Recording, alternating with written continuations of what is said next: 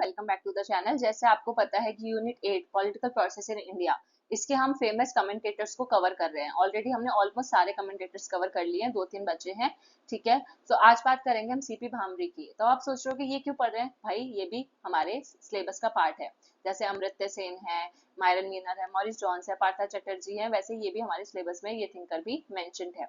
और जो इनसे क्वेश्चन बहुत कम आए हुए हैं, लेकिन हमें पढ़ना तो सब कुछ ही पड़ेगा, सिलेबस कवर कर रहे हैं तो। और प्लस हमें आपको सब कुछ फ्री में प्रोवाइड कर रहे हैं, तो आपका भी बनता है थोड़ा सा ड्यूटी कि हमें सारे लेक्चर्स आप देखो और इसका फायदा उठाओ।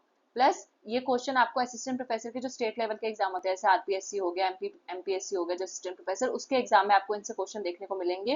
प्लस यूजीसी नेट में भी 1 या 2 बार मैच द फॉलोइंग में इनसे क्वेश्चन आ रखा है, तो हमें तो सब कुछ कवर करना है। प्लस इनकी पॉलिटिकल प्रोसेस इन इंडिया, जो कि यूनिट का नाम ही है, ये बुक ही इन्होंने सीपी भामरी ने लिखी थी। इसके ऊपर उनकी बुक का नाम भी, फेमस बुक का नाम था पॉलिटिकल प्रोसेस इन इंडिया, इनकी बुक का नाम है। तो जब बताओ यूनिट हम 8 पढ़ रहे हैं और ये बुक ही एक सीपी भामरी ने लिखी है, तो इनको पढ़ना तो बनता है। देन इनकी एक और बुक है जो मैंने इसमें डाली हुई है थंबनेल में, the Indian state and the political process. ये आपको बुक आपको मिल जाएगी गूगल पे देखोगे तो। प्लस मैं आपको जहाँ जहाँ ये पीवाईक्यू आ रहा होगा, ठीक है, तो मैं आपको उसी टाइम वहीं बता दूंगी कि ये वाली जो लाइन है या ये वाला जो पॉइंट है या ये वाली बुक पीवाईक्यू में पूछी गई है। ठीक है, सो लेट्स बिगिन। तो अब सीपी भामती के बारे में थोड़ा सा इंट्रोडक्शन जान लेते हैं, ताकि हमें इनके जो कंसेप्ट है वो आसानी से समझ आए। तो एक बैकग्राउंड ले लेते हैं जो कि इंपॉर्टेंट है। हर कुछ नहीं डाला मैंने, जो इंपॉर्टेंट चीजें डाली हैं बस, कि जैसे मार्क्सिस्ट, इनके जितनी भी एकेडमिक राइटिंग्स है उसमें आपको मार्क्सिज्म एंड सेकुलर थॉट देखने को मिलेगा। दूसरा, इनका ये कोड पेपर में पूछा गया है 2021 में, आरपीएससी के पेपर में। ठीक है, जो असिस्टेंट प्रोफेसर के लिए होता है राजस्थान में। तो ये कोड पूछा था कि किसका कोड है, तो political science is meant to unmask people in power. ये कोट है सीपी भामरी का, कि पॉलिटिकल साइंस का मतलब क्या है, जो लोग सत्ता में है, जिनके पास पावर है, उनकी असलियत दिखाना पॉलिटिकल साइंस का काम है। देन उनका पीएचडी थीसिस किस पे था, Agra on the parliamentary control over state enterprises in India. ठीक है, तो आप ऐसा रख लो कि जो सीपी भामरी थे वो आगरा गए थे, तो पहले वो कनॉट प्लेस गए। सीपी दिल्ली वाले लोग सीपी किसको बोलते हैं, कनॉट प्लेस को। ठीक है, कनॉट प्लेस से वो कहाँ गए, फिर आगरा गए, तो ऐसे पीएचडी थीसिस याद रह जाएगा। देन नेक्स्ट इनकी इंपॉर्टेंट बुक्स देख लेते हैं। तो पहली बुक है इनकी substance of Hindu polity, then primer of Hindu polity, then इसके बाद bureaucracy and politics in India. ठीक है, जो ये ऊपर से मैंने एक और बुक भी यहाँ पे भी लगाई हुई है, इसको भी याद रखना, understanding Indian politics bye CP bhramari. तो इनसे ये वाली बुक्स तो आज तक पूछी नहीं गई हैं, जहाँ पे जो बुक पूछी गई है वो मैं बता दूंगी, लेकिन आपको इसको याद रखना है। जैसे इनकी बुक में हिंदू पॉलिटी आ रहा है, तो आप 1-2 बारी भी पढ़ोगे, अगर आपके दिमाग में थोड़ा सा भी रह गया तो आप क्वेश्चन सॉल्व कर पाओगे, अगर कभी पूछ ली गई तो। ठीक है, फिर bureaucracy and politics in India, all तो 10% चांसेस है कि यहाँ से क्वेश्चन आए। Administration in a changing society, World Bank and India, then the Janata party a profile. ठीक है, वर्ल्ड बैंक पे इन्होंने काम किया। Politics in India, politics in India आपका एमए का भी एक सब्जेक्ट का नाम है। देन पॉलिटिक्स इन इंडिया 1947 से 1987, तो 2 पॉलिटिक्स इन इंडिया की बुक थी, और अलग अलग उसमें अलग अलग पीरियड समझाया कि 91 से 1992 तक का जो पीरियड था वहाँ पे पॉलिटिक्स कैसी थी, और 47 से 87 तक का पीरियड था वहाँ पे पॉलिटिक्स कैसी थी। तो ये सारी ऑलरेडी क्रोनोलॉजी में लगाई हुई है मैंने। Then political process in India 1947 से 1991, ये बुक पब्लिश हुई थी 1991 में, political process in India. Then इसके अलावा कोalition पॉलिटिक्स इन इंडिया, ये भी इनकी फेमस बुक है। इसके अलावा Indian state after independence, Hindutva a challenge to multicultural democracy, ये क्वेश्चन आ सकता है कि Hindutva challenge to multicultural democracy किसने लिखी थी। तो हिंदुत्व क्योंकि हम सोचते हैं कि सावरकर का होगा, तो लेकिन आपको मल्टीकल्चरल डेमोक्रेसी लिखे तो CP Bhambhri. Then globalization India, nation state and democracy, ये बुक भी पूछी जा सकती है क्योंकि ग्लोबलाइजेशन में बहुत सारे क्वेश्चन हर बार आते ही हैं। तो nation state and democracy, globalization India, CP Bhambhri. कोalition politics in India, first decade of 21st century 2010, Indian state since independence 70 साल का। तो मैंने आपको इसके कोई बुक्स का ट्रिक्स क्रोनोलॉजी नहीं बताई क्योंकि इतना इंपॉर्टेंट नहीं था, याद रह गया तो ठीक है, और वैसे ट्रिक्स बनी भी नहीं थी। तो सबसे पहले याद करते हैं इनके पॉलिटिकल आइडियाज के बारे में, कि इनके पॉलिटिकल आइडियाज क्या थे। तो ये कास्ट को एक वीकनिंग फोर्स मानते थे। ठीक है, तो कास्ट को, जो कास्ट है वो वीकनिंग फोर्स है, मतलब कास्ट जो है हमारी पॉलिटिक्स को वीक करता है। तो सबसे पहले उन्होंने क्या बोला, caste politics is not good in the long term. तो लॉन्ग टर्म में, लंबे समय के लिए कास्ट पॉलिटिक्स अगर चलती रहे, बहुत लंबे समय तक चलती रहे, तो हमारे डेमोक्रेसी के लिए ये अच्छा नहीं है। दूसरा, he believes that caste politics leads to communalization. तो उनको लगता है कि जो अगर कास्ट पॉलिटिक्स होगी तो कम्युनलाइजेशन भी होगा। अब पहले मैं आपको समझा देती हूँ कम्युनलाइजेशन का मतलब क्या होता है। तो जहाँ पे TION वर्ड आया मतलब किसी प्रोसेस की बात हो रही है, तो यहाँ पे प्रोसेस ऑफ कम्युनलिज्म। अब कम्युनलिज्म क्या होता है? कम्युनलिज्म का सिंपल सा मतलब है कि जब आप रिलीजन के बेसिस पे, एथनिसिटी के बेसिस पे, बिलीव्स या वैल्यूज के बेसिस पे जब आपके बीच में टकरार हो जाती है, आपके बीच सोसाइटी में क्लैशेस आ जाते हैं, और हर धर्म के लोग, हर रिलीजन, हर एथनिसिटी के लोग डिवीजन चाहते हैं। डिवीजन किसके बीच का? Between states. तो जब हम जाति, धर्म, इन सब के नाम पे हम ये मतलब डिमांड रखते हैं ना, किसके सामने? स्टेट के सामने ये डिमांड रखते हैं कि हमें डिवाइड कर दो जाति धर्म नाम के बेसिस पे, और इसकी वजह से जब सोसाइटी में क्लैशेस आते हैं तो उसको बोलते हैं कम्युनलाइजेशन। आई होप आपको ये समझ आ गया। देन इसके बाद हम नेक्स्ट पॉइंट बात करते हैं। नेक्स्ट पॉइंट है कि when one party uses caste the other party will have to use religion। तो ये सीपी भामरे का व्यू है। सीपी भामरे बोलते हैं कि जब एक पार्टी कास्ट का यूज करती है तो दूसरी पार्टी रिलीजन का इस्तेमाल करती है वोट पाने के लिए। तीसरी बात, इसमें कुछ ज्यादा है नहीं समझाने वाला, वो कास्ट सिस्टम के अगेंस्ट थे। अब आपको इतनी सारी बातें पढ़ के पता ही चल गया होगा कि वो कास्ट के अगेंस्ट थे, कि कास्ट को पहली लाइन में मैंने आपको बता दिया वो वीकनिंग फोर्स मान रहे हैं, कि जो हमारे सिस्टम को वीक कर देता है। तो कास्ट के अगेंस्ट थे, कम्युनिटी रिजर्वेशन सिस्टम के अगेंस्ट थे, तो रिजर्वेशन सिस्टम के भी अगेंस्ट थे, क्योंकि उनको लगता था कि कास्ट के और कम्युनिटी रिजर्वेशन सिस्टम की वजह से, कास्ट सिस्टम की वजह से और कम्युनिटी रिजर्वेशन सिस्टम की वजह से स्टेटस को आता है। स्टेटस को का मतलब आप सबको पता होगा कि जब हम चेंजेस नहीं लाना चाहते, ठीक है, जो जैसा है वो वैसा ही रहे, उसको हम बोलते हैं स्टेटस को। देन नेक्स्ट ही अपोज द सच्चार कमेटी। तो कितनी बार कमेटी लोथियान कमेटी वगैरह पे जैसे क्वेश्चन आया, तो इससे भी क्वेश्चन आ सकता है कि किसने सच्चार कमेटी की रिकमेंडेशन को अपोज किया था? तो सीपी भामरी ने अपोज किया था। और क्योंकि सच्चार कमेटी का रिकमेंडेशन क्या था जो उसने अपोज किया? उसने बोला था सच्चार कमेटी ने कि मुस्लिम्स को रिजर्वेशन देना चाहिए। तो ये तो रिजर्वेशन सिस्टम के अगेंस्ट थे, तो इसलिए उन्होंने सच्चार कमेटी का भी विरोध किया कि नहीं, हमें मुस्लिम को रिजर्वेशन नहीं देना चाहिए। देन प्रेजेंट पॉलिटिकल फोर्सेस, एक सेकेंड, हाँ, तो present political forces are hiding their real agenda behind caste and reservation based politics. ये तो इसी लैंग्वेज लिखी हुई है कि जो आज के टाइम पे जो पॉलिटिक्स चल रही है ना, वो अपना रियल एजेंडा कास्ट के नाम पे, रिजर्वेशन के नाम पे जो उनका रियल एजेंडा है वो छुपा लेते हैं। ठीक है, सिर्फ कास्ट की और रिजर्वेशन की ही पॉलिटिक्स चल रही है। जैसे और उन्होंने कांग्रेस और लेफ्ट जो लेट मॉडरेट्स थे, ठीक है, जो लेफ्टिस्ट पार्टीज थे या कांग्रेस थी, उनको उन्होंने एडवाइस भी किया था कि कभी भी लेफ्टिस्ट पार्टी और कांग्रेस को कभी भी क्लास पॉलिटिक्स में इंगेज नहीं होना चाहिए, उनको कास्ट बेस्ड फोर्सेस से दूर रहना चाहिए। ठीक है, तो कास्ट सिस्टम नहीं आना चाहिए कभी भी कांग्रेस में। और वो बोलते थे कि जो रेसिज्म है और जो स्टेटस को है, इसकी वजह से क्लास कंफ्लिक्ट होता है, और क्लास कंफ्लिक्ट होता है and do not allow revolutionary changes in society. और वो नहीं चाहते थे, और इस नहीं चाहते थे कि सोसाइटी में किसी भी तरीके का रेवोल्यूशनरी चेंजेस हो।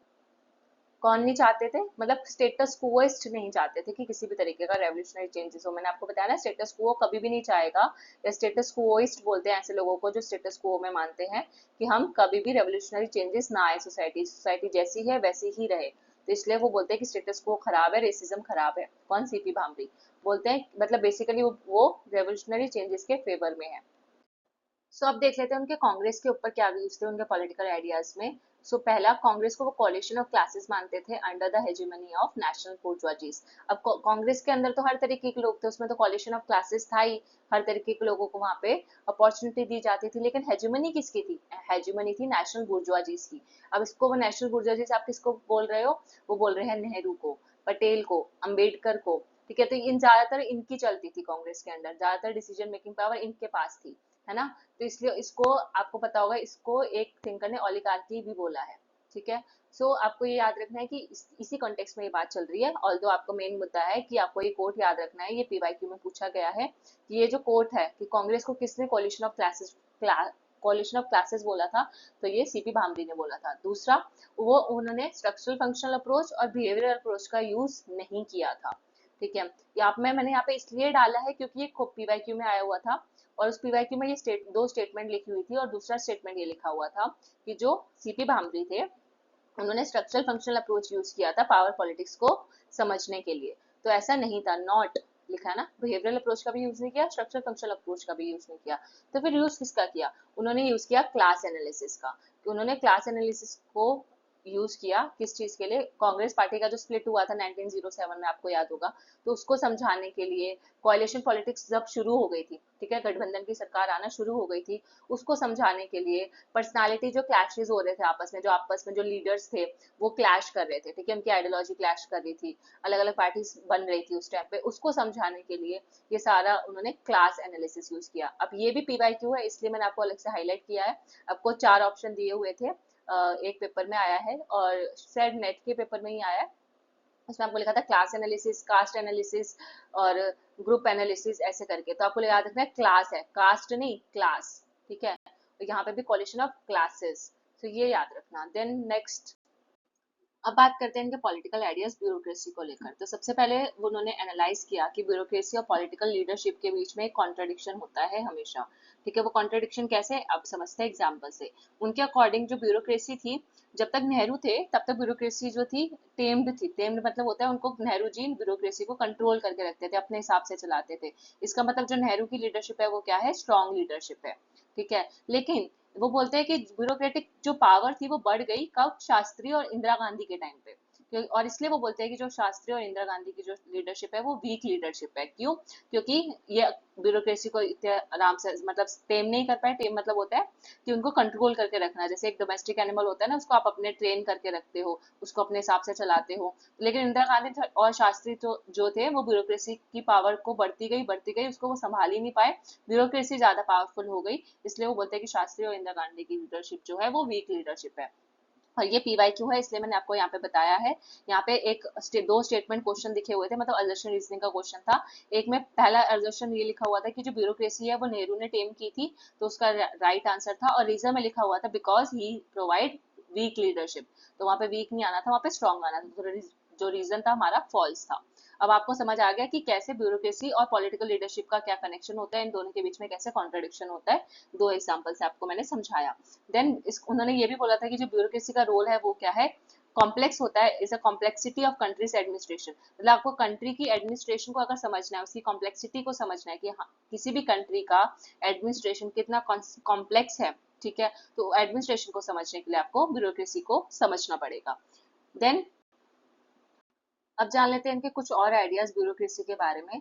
तो क्या बोलते हैं कि जैसे जैसे इंडिया में जो और ज्यादा मॉडर्निटी आती जाएगी, मॉडर्निटी कैसे आएगी, जब स्टेट एक्टिविटीज जो है वो एक्सपैंड होगी in terms of economic, social and cultural spheres and other spheres, तो मतलब जब इन सेक्टर्स में, इन स्फीयर्स में, economic sphere, social sphere, cultural sphere, हर जगह मॉडर्नाइजेशन आएगा, तब क्या होगा, तब हमारे लिए और ज्यादा मुश्किल हो जाएगा कि ब्यूरोक्रेसी का जो रोल है हम लिमिट कर पाए, वो एक्यूट हो जाएगा, एक्यूट मतलब बहुत सीरियस डेंजरस हो जाएगा, ठीक है, कि मतलब ब्यूरोक्रेसी को संभालना एकदम मुश्किल हो जाएगा, ठीक है, अगर और उनका रोल भी हम लिमिट नहीं कर पाएंगे अगर हम बहुत ज्यादा मॉडर्नाइज हो गए तो, इकोनॉमिक स्फीयर, सोशल स्फीयर, हर स्फीयर में। Then the problem is not just keeping up the strength of the political leadership, सिर्फ प्रॉब्लम ये नहीं है कि हमें पॉलिटिकल लीडरशिप की को अच्छा बनाए रखना है, जैसे उन्होंने नेहरू, इंदिरा गांधी वाला वगैरह एग्जाम्पल दिया, तो उन्होंने बोला सिर्फ ब्यूरोक्रेसी को संभालने के लिए पॉलिटिकल लीडरशिप का अच्छा होना जरूरी नहीं है, बल्कि उससे भी एक डिफिकल्ट टास्क ये है कि हमें जो आजकल जो कंट्रीज है वो मॉडर्नाइज होती जा रही है, एडवांस होती जा रही है, आप सबको पता है आज के टाइम पे कंट्रीज मॉडर्नाइज और एडवांस होती जा रही है।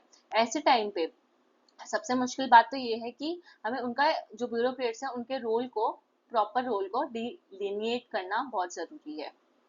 सो बेसिकली डिलिनिएट का मतलब क्या हुआ, बाउंड्रीज सेट करना, ब्यूरोक्रेसी की बाउंड्रीज, लिमिट्स सेट करना, ठीक है, तो ये होता है डिलिनिएट का करने का मतलब, ठीक है, उनकी बाउंड्री सेट कर दो कि वो इसी फील्ड में वो काम कर सकती है, इससे ज्यादा उनका जुरिडिक्शन वगैरह नहीं है। तो सबसे डिफिकल्ट टास्क क्या है आज के टाइम पे, उन ब्यूरोक्रेट्स की बाउंड्री सेट करना, ब्यूरोक्रेट्स पे लिमिट्स लगाना, ये ज्यादा डिफिकल्ट टास्क है, ना कि ये कि पॉलिटिकल लीडरशिप को स्ट्रेंथन करना, ठीक है, पॉलिटिकल लीडरशिप स्ट्रेंथन हो जाएगी लेकिन उनकी बाउंड्री सेट करना ज्यादा मुश्किल हो गया है मॉडर्नाइजेशन की वजह से। देन बात करते हैं नेक्स्ट पॉइंट।